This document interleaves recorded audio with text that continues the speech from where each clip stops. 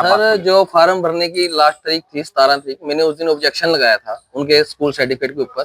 तो उसकी तरफ से इन्होंने कहा था भी उस संबंधित विभाग से इसकी जांच कराई जाएगी, जो कि हरियाणा विभाग से तो लिख के आ ही चुका है कि जामिया उर्दू अलीगढ़ का जो सर्टिफिकेट है वो हमारे हरियाणा विद्यालय शिक्षा बोर्ड के समकक्ष नहीं है।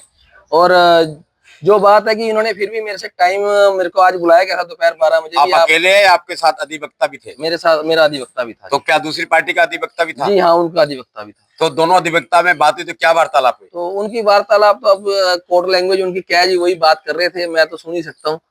तो आपको क्या आंसर मैं दिया? तो यही चाहता हूँ कि मेरे साथ ये इंसाफ किया आंसर जाए। क्या दिया? इंसाफ तो मेरे को शाम को 5 बजे बुलाया गया है जी दोबारा। आंसर क्या दिया? आंसर, इंसाफ नहीं, आंसर क्या? मेरे को शाम को 5 बजे दोबारा बुलाया गया जवाब के लिए, भी आपको शाम को 5 बजे जवाब दिया जाए। देखो जी, उनके सर्टिफिकेट जाली है या नहीं, ये तो मेरा एक ऑब्जेक्शन है, ये तो उन्होंने ही साबित करना है वो जाली है या ओरिजिनल है।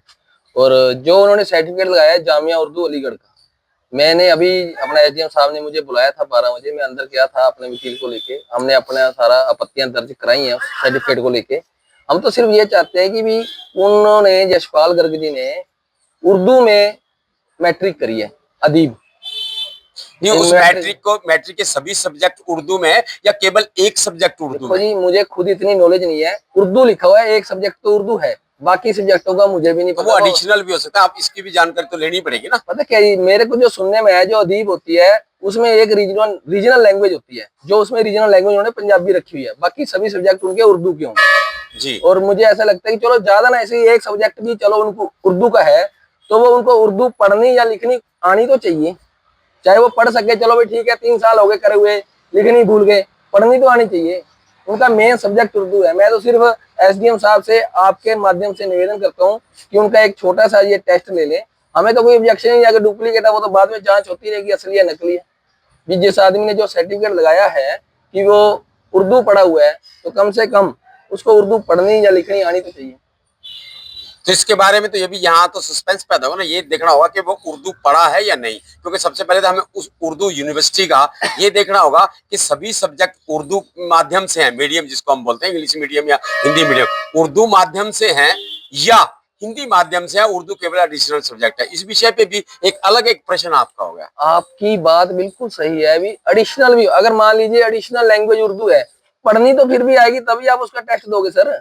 अगर एडिशनल लैंग्वेज भी अगर आपको पढ़नी ही नहीं आती, आपके 100 में से 49 नंबर दिखाए गए हैं उर्दू में, कम से कम पढ़नी तो आनी चाहिए भी, हाँ मैं उर्दू पढ़ा हूं। हाँ, ये बात, ये पॉइंट है, जो उन्होंने सर्टिफिकेट दिया क्या उसमें उर्दू बिल्कुल मेंशन है? बिल्कुल साफ शब्दों में लिखा हुआ है। हाँ जी। शैक्षणिक योग्यता को लेकर उसमें क्वेश्चन मार्क हुआ है जो, और आज पीड़ित ने या कहें जिसका शिकायतकर्ता ने, ऑब्जेक्शन कर्ता ने एडवोकेट के माध्यम से, दोनों एडवोकेट हुआ है आपके सामने बात रखी है, तो ये क्या मामला है, क्या चीज है सर, बताइए विस्तार से सर। देखिए, इसमें ना एक वार्ड नंबर 13 में एक कैंडिडेट की एजुकेशन क्वालिफिकेशन के ऊपर जो है दूसरे कैंडिडेट के द्वारा आरोप लगाया गया था कि जो है कि इनकी जो जहाँ से इन्होंने एजुकेशन प्राप्त कर रखी है वो जो है मान्यता प्राप्त नहीं है।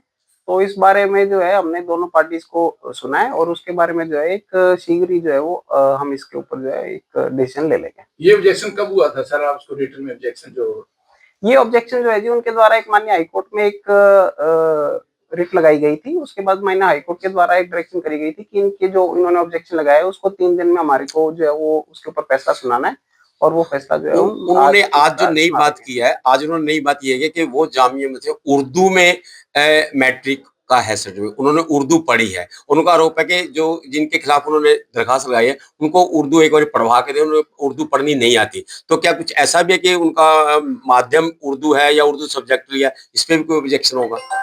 देखिए, ये चीज तो मैं अभी चेक किया जाएगा, इसमें तो ऐसा कुछ नहीं। और ये तो जी देखो, उर्दू की क्वालिफिकेशन में अगर कोई व्यक्ति की अगर उन्होंने पास करी है तो किसी सक्षम अथॉरिटी ने जो उसको सर्टिफाई किया होगा। और इसमें ये कहना कीजिए कि भाई उनको आती है कि नहीं आती है, इसके बारे में हम कोई कमेंट नहीं कर सकते। सर हाई कोर्ट में उसको जाना पड़ा, क्यों जाना पड़ा, जबकि आप कैपेबल थे इस बात को डिसीजन लेने के लिए? नहीं, इसको डिसीजन जो है वो ले लिया गया था। और देखिए हाई कोर्ट जो है वो सभी कोर्ट जो सब व्यक्तियों के लिए खुले हैं, कोई भी व्यक्ति जो है खुले वो तो कोर्ट ऐसा का नहीं अप्रोच किया। कर सकता है। लोकल अथॉरिटी आपने सही काम किया, उतना तो नहीं जाते सर। नहीं, हमने काम बिल्कुल सही किया है जी। और उसके ऊपर जो माननीय हाईकोर्ट का जो डायरेक्शन है उसके बेस पे हम जो हाईकोर्ट ने हमको डायरेक्शन करे उसके आधार पे हम अपना जो है वो डिसीजन कर देंगे। आज कितने बजे तक आपका जो है कोई डेडलाइन क्या है? हमारी क्योंकि कोशिश कल वोटिंग होनी है सर। नहीं, हमारी कोशिश है कि हम आज इसको अपना जो ऑर्डर है वो कर देंगे। थैंक यू सर, धन्यवाद। लेटेस्ट वीडियोस के लिए अभी सब्सक्राइब करें A1 हरियाणा को और प्रेस करें बेल आइकन ताकि सभी अपडेट्स आपको मिले सबसे पहले।